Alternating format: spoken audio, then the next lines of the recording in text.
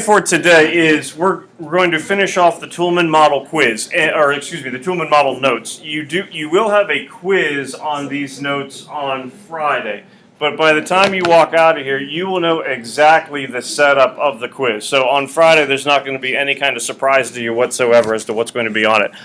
There's not a reading assignment that's going to go along with it. It's simply you just going to be identifying parts of the Toulmin model. So we'll go through the notes first. We'll do some examples in class, and I'll kind of let you know how this is going to show up on Friday.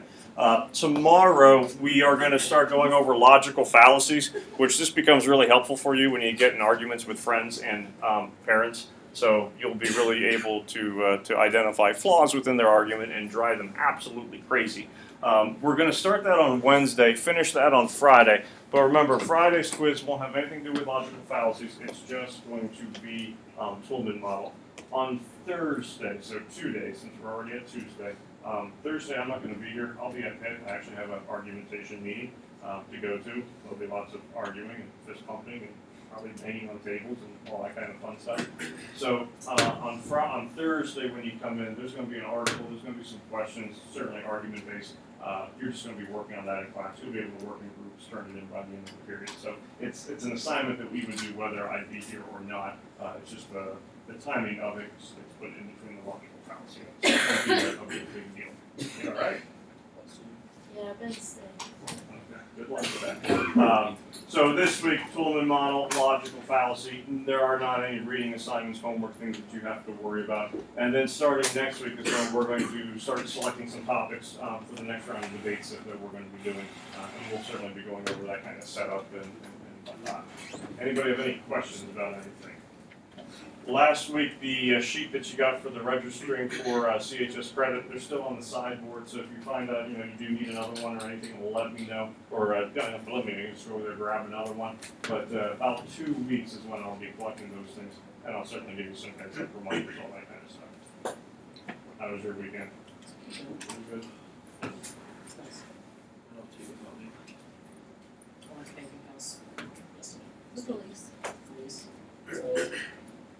What any golfing? Megan was not there. I was at Hollister. I don't You even should have know came to Hollister. what day I'm talking about. I was at Hollister. Okay, I think it was Saturday. I don't even remember anymore at this point. Okay. Really? The one hole, I think it's like number 7, where like it's impossible not to get a hole in one. The more like kiddie one, like yeah.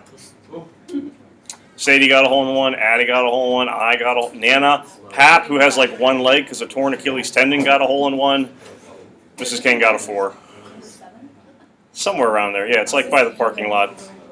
With the crabs or the spinning wheel?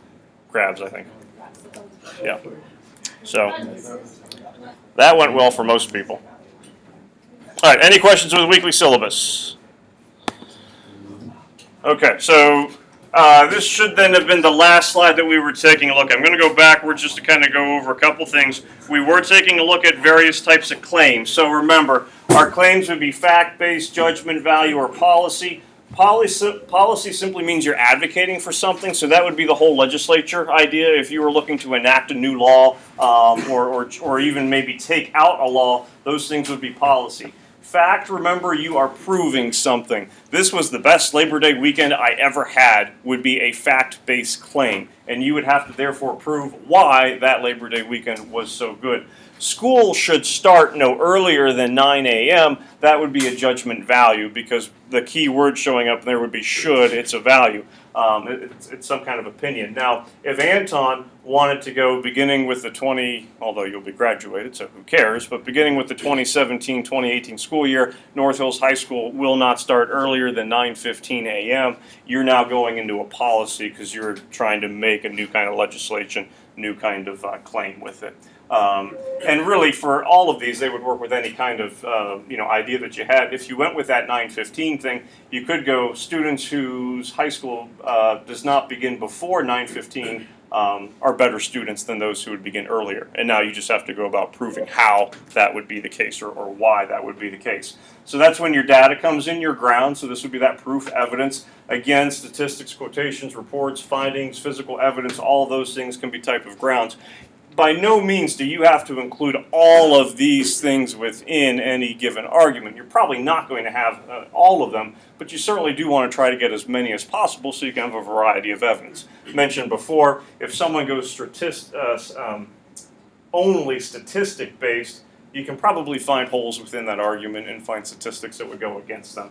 If everything were just forms of reasoning logic, which is perfectly fine and good to have, but you certainly want to have something else that's going to kind of back it up a little bit. So it can consist of those things, does not mean it's going to necessarily have all of those things with it. So, example, again, you don't have to write this down unless it's going to certainly help you with it. It looks like rain. The barometer is falling. So the fact that the pressure is going down, that lets us know that rain would be coming. That's going to be kind of like a statistic or report, more of a physical evidence kind of claim or kind of evidence data grounds. The other Applebee's restaurants that I've been in have had clean restrooms, so I'll bet this one has clean restrooms too. Person hasn't gone there yet, but they are using this for more of reasoning, logic, based on previous experience. So far they've been good. Chances are this next one that I'm going to go to is going to be good as well. So the evidence certainly works for both of them. This one more physical proof. This one is going to be a little bit more theoretical. All right. Now, with grounds, these parts you would certainly want to kind of put down. Went over the types that exist, or went over the different various forms of it that exist. This would kind of be more of the types which you want to kind of keep in mind. So evidence, something that you can absolutely point to. So again, the facts, the statistics, the physical proof, such as barometric pressure and things like that with the rain. Source credibility, this could be looking at commercials so far as endorsements when you have pitchmen. If you have a product that you want to try to peddle in the cafeteria, Dan is the guy that you're going to hire after his whole Ticonderoga episode that he had for us. So he might have credibility with some people so far as why a product could be good. And then you certainly have analysis and reasoning, where you would have reasons more of logic being offered as your proof.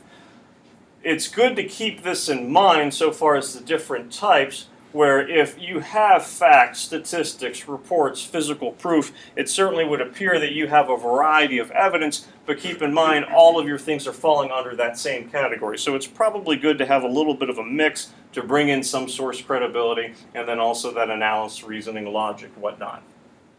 And depending on the type of claim that you're taking a look at, certainly you're going to be looking for different types of data. But if you can pull some from at least all three of the categories, chances are that puts you in a better position than it would be just to focus on one of them.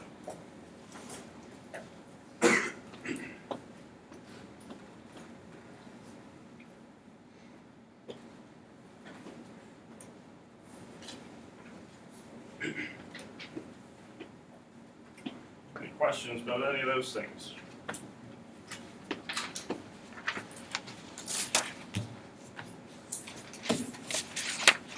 You get a lot of homework over. Emily, did you get a lot of homework over the weekend? Me? Yeah. Go ahead. It's not my fault.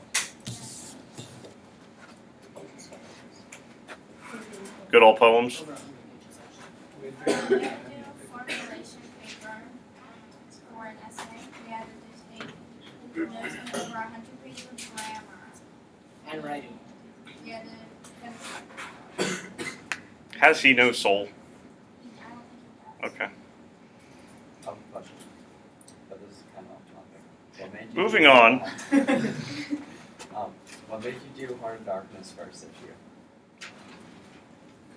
Why not? I was curious. It's a challenging read. Because I was sick of the Scarlet Letter. I've read that book like Do you 20 think it years helped? straight. At least for now. We'll Oh see. no, I love that book. That was my favorite. Yeah, that was actually a good one though. Well, and I realized that people liked it, and so I figured may as well take out something they like. Heart of Darkness made no sense. Heart of Darkness is my least favorite book. Well, we'll see if Dom's essay made any sense. Did you keep Warren Caulfield though? Yeah, he'll be next. I love that. All right, warrant. And if you recall, we made that little chart earlier on where we had data, evidence, grounds leads to the warrant, which leads to the claim.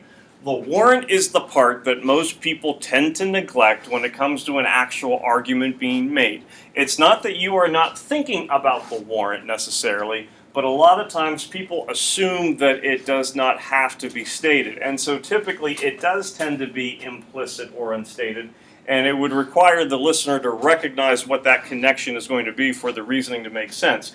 But if you are debating a topic, you don't want to rely on that warrant being implicit or unstated. You want to make sure that people are pretty clear as to how does that data, evidence, grounds, whatever, lead to that overall claim that you're making, especially if you're dealing with a topic that he or she may be unfamiliar with, the audience in general. You want to clarify it as much as possible. So the warrant performs that linking function, that mental connection, but you don't want to rely on the audience simply to make that on their own. It's best to spell it out for them as much as you can. Now, you certainly don't have to insult their intelligence, by going into too much detail, but you certainly want to make sure that they recognize how that data, evidence, grounds leads overall into that claim, and we'll certainly go over some examples here in a second.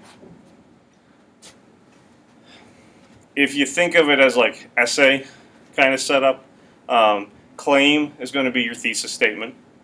The data, evidence, grounds is going to be like your subtopics, and then the warrant becomes your body paragraph. So, if you make an argument and the teacher's writing, how, why, what's the connection, they're basically asking for your warrant. So you just simply want to make sure that your subtopics lead fully into that claim, that argument that you're going to make.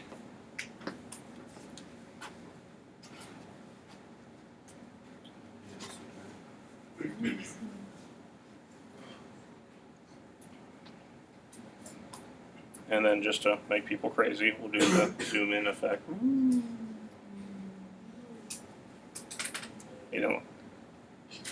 By establishing, well, it looks different on my screen.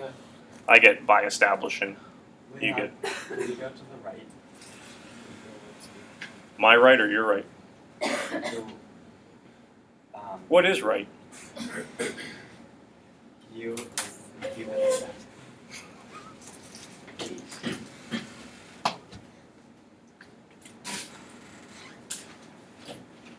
David, you good? Wait. Okay.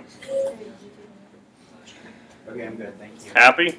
Yep. All right.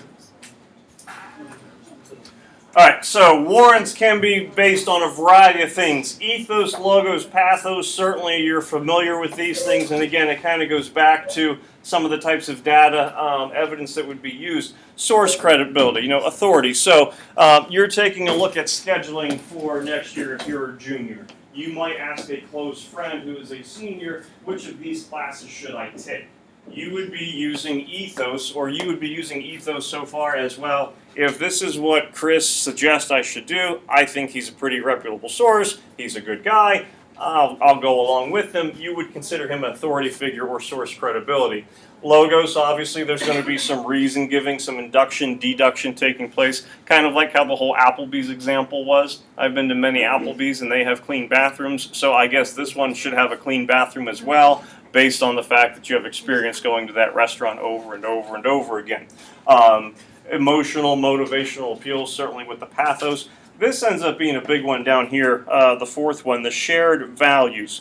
If a person is getting criticized for something he or she says, people will go, well, we have the right to speech, though. We have the right for freedom of expression. That's a shared value within the United States, that you do have the right to free speech or practice any kind of religion. The idea of fairness, that there would be not necessarily equality, but what is fair, what is appropriate for all people. So there are certain values that all people, not all, but most people tend to agree upon. You can certainly use that as a warrant.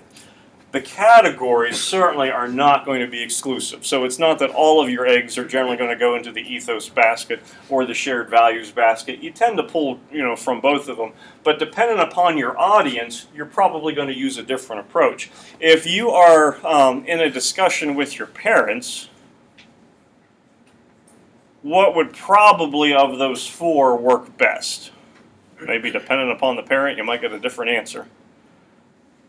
I'm thinking probably logos. You have a logical appeal. Of those, I'm thinking pathos would probably be the least effective. Where you do the emotional tears starting to come down, bottom lip is quivering.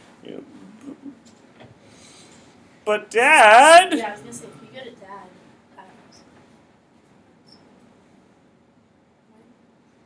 No, because I just take the stuffed animals away and then they get more upset. And then they go to Mom, and then she gets upset, so she takes away more stuffed animals from them. And then all the animals are in garbage bags on Tuesday nights, because that's garbage day. Hey, that's garbage night for retail. See? Except that this week, it's going to be Wednesday. Throws me off. Oh, really? Well, Labor Day. I'm glad to know that. We're about to talk about it. So depending upon who you are speaking with, certainly these things could change. In political elections right now, there would be a lot of things going so far as shared values, where people might be worried about middle class being able to work, tax breaks, things of that nature, and whatnot. So depending upon who you're speaking with, you certainly may tap into different types of warrants. But you certainly want to still spell out the process so people are very clear on what you are doing. All right, so Muffin is running a temperature. That would be Chris's pet hamster. My cat's name is Muffin. That would be Anton's cat. How old's Muffin? I don't know. Maybe like 14. Muffin doing all right? Okay, good. She actually 14? She has tumors, I think, on her back. I'm sorry to hear that. She's So running a temperature isn't a big deal for her right now. Okay. I'll bet she has an infection. What's the warrant? It's unstated. The claim is that she has an infection. The data is temperature. So the warrant ends up being reasoning, an indicator or sign reasoning. Fever is a reliable sign of an infection. Mom, I can't go to school today. Why? I have a fever.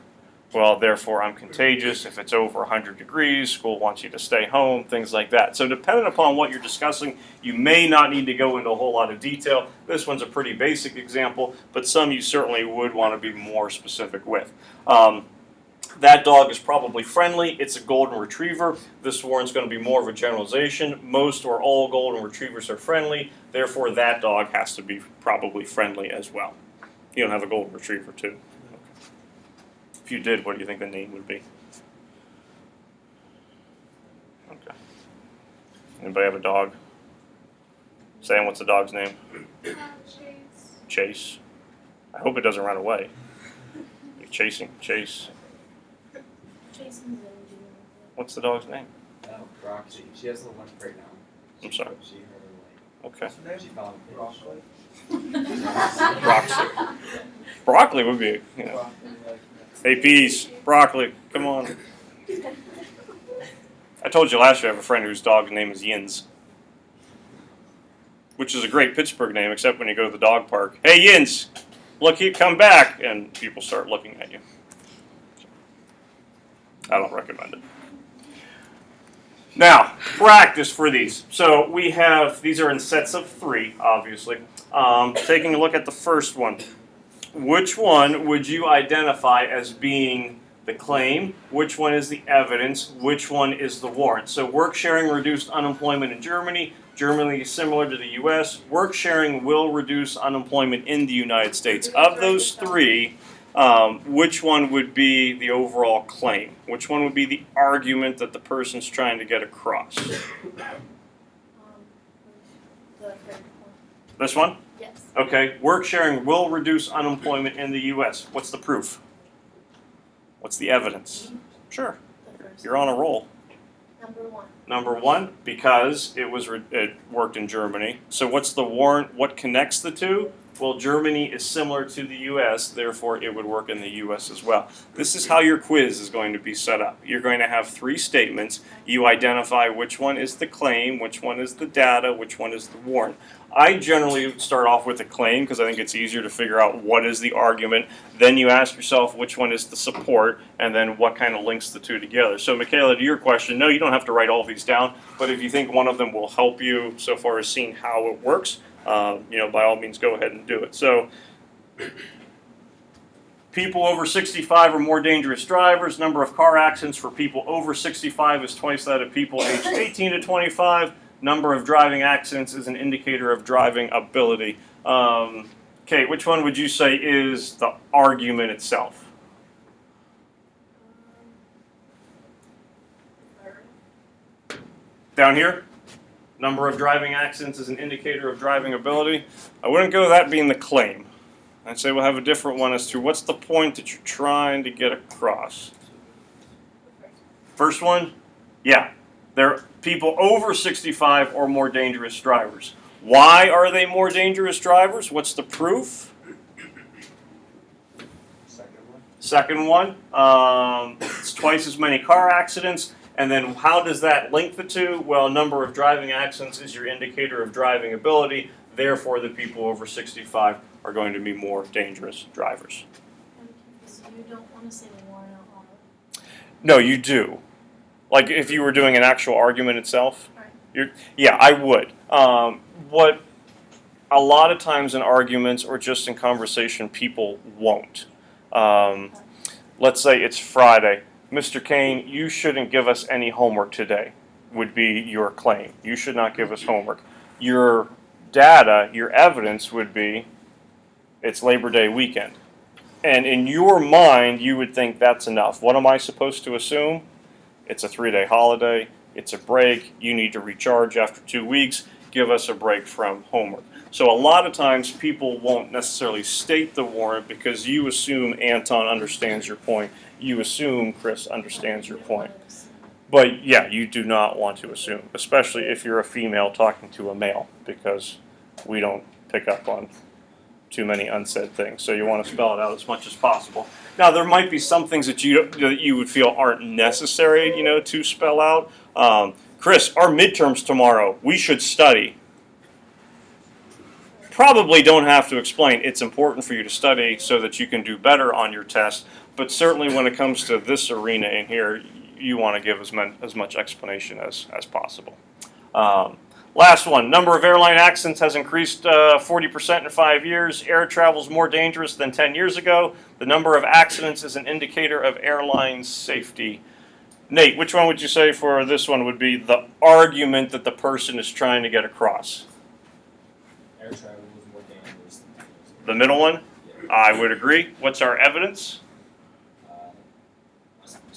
Yeah, you can still go. It's increased 40%. Okay, so this is our data up here, and then the warrant, similar to the one with the driving, that's an indicator of airline safety. These ones did not have it, but if you recall, especially with the value type claim, what word screams this is the claim? Especially if it's value-based. Should. Schools should start later for high school, or whatnot. That gives you an idea that it's probably going to be a claim. All right, I'm going to fast forward here a little bit, but this will be the setup for what your quiz is going to be on Friday. You're going to have 4 of these, so it'll be a 12-point quiz. So you'll have 4 sets of 3. You're not going to have to take one from down here, combine with one over here, and one up here to figure out which 3 go in arguments together. They will be separated, and so you'll simply be writing a D for data, a W for warrant, a C for claim. So you want to make sure you're pretty clear as to what's going to be the characteristics for that data, a claim, and the overall warrant. We'll do one more since we'll do here. American students' test scores are dropping yearly in math and science. The number of credits in math and science needed for high school graduation at North Hills should be increased. North Hills is representative of the average population. Ethan, which one claim? Like the argument, the point. Middle one, and certainly just kind of mention, keep an eye out for this word. Sometimes that'll pop up. That lets you know that's the claim. What is the evidence as to why the number of credits for math and science for graduation should be increased? At least in this case. First one, those test scores are dropping yearly in math and science for the United States as a whole. Our warrant, North Hills, is representative of a typical population, so we should increase those classes, the number of credits needed, so people get better at it. All right? Any questions to the setup as to how that's going to look? Again, I'd find the claim, then I tend to go data, and then what would the overall warrant be? Going to zip past this stuff here. You getting dizzy yet? No. All right, this is the advanced model. So at the beginning of the notes, you drew this part. You can simply tack onto it. So below the warrant, you would have backing. The shapes don't really matter. I don't care if you have a triangle or squares or whatever. But beneath the warrant reasoning on that initial model that you drew, you would have a thing called backing. Above the warrant, you have two, which would be modality and rebuttal. Now, your quiz on Friday is just going to be the basic one. So it will only be claim, data, warrant. You will not have to be identifying backing, modality, rebuttal. However, it's important you understand the concepts. When we get to midterms, certainly these things will be showing up on there. And when we discuss how arguments are set up, we're going to be expecting that these things are understood. But for your quiz on Friday, it's only going to be data, claim, warrant. Of these three, the one that gives people the most trouble tends to be rebuttal, because more often than not within an argumentation course and setup, when you discuss rebuttal, you kind of think of the counterattack or the argument against. When you did spar debates, you had like your 30-second rebuttals at the end. Within a Toulmin model, rebuttal means something different, so you just want to kind of keep that in mind.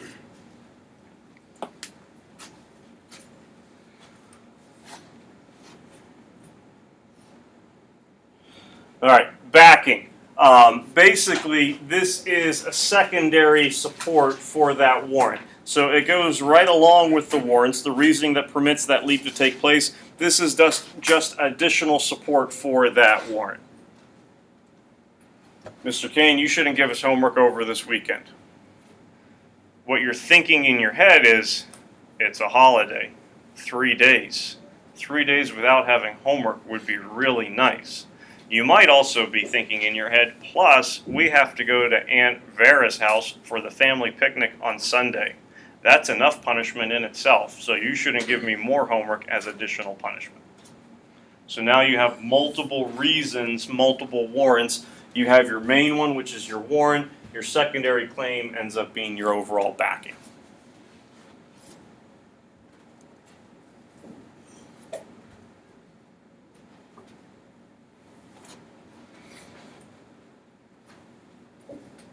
And this would make sense for most arguments. You're not going to rely on just one form of reasoning to be your support. You come in with multiple examples, multiple ideas, plus you multiple reasons. So therefore, warrants backing are going to have multiple layers to them. So it's just additional support for the warrant.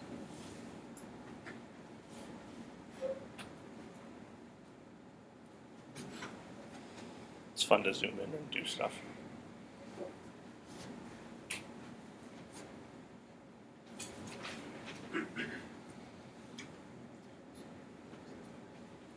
Joe, do you still get mad when you see analog clocks? Yeah. Okay. Are there any in your house? Okay. I understand. Modality. This is going to be the degree of certainty for any kind of argument. Words that will certainly pop up. Probably, possibly, apparently, likely. The quiz on Friday for the Toulmin model will probably be easy so long as I study. You're not guaranteeing that it will be easy, but you're using the word probably as your modality or degree of certainty. I think it's fairly likely. What would be a couple words that you probably would not want to use for your modality for a degree of certainty? And I would say they kind of go in opposite extremes. Definitely, always, something like that. Okay, how about? Never. Yeah, something like never. If when you're trying to get something out of parents, or at least when you're 8 and you're trying to get something out of parents.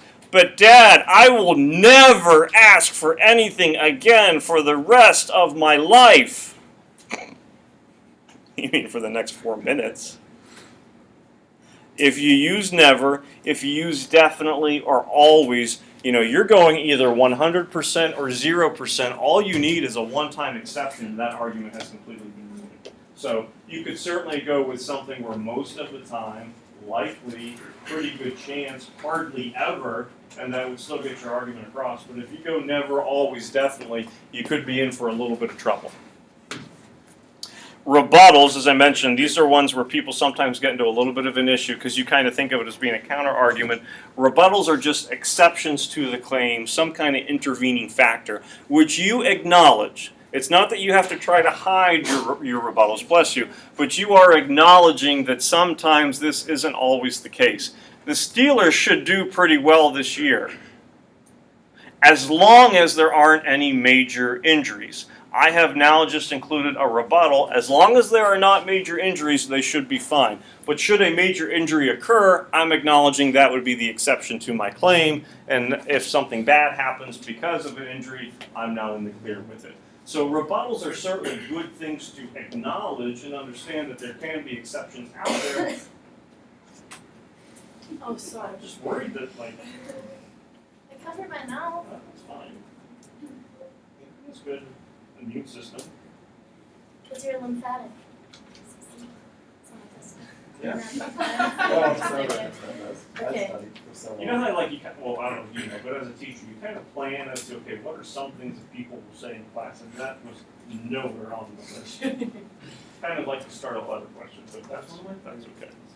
I was just curious. So these are just exceptions that you would acknowledge, in advance that this could be a reason why my claim might not necessarily work. So, example. Now this is certainly theoretical and based on the last 7 games, not indicative of this happening. The Pirates could have one of the better starting pitching staffs in the National League. Grounds.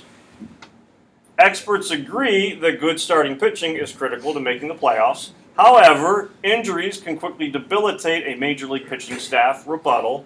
Playoff teams traditionally are in the top 10 in team RA and opponent batting average. Additional backing.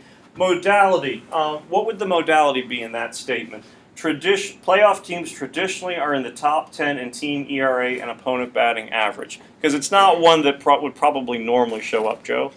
Traditionally. So it's not all the time, but more often than not. The Pirates will probably make the playoffs this year. We have our claim with the modality of probably, although now we would probably change that modality to unlikely the Pirates will make the playoffs this year.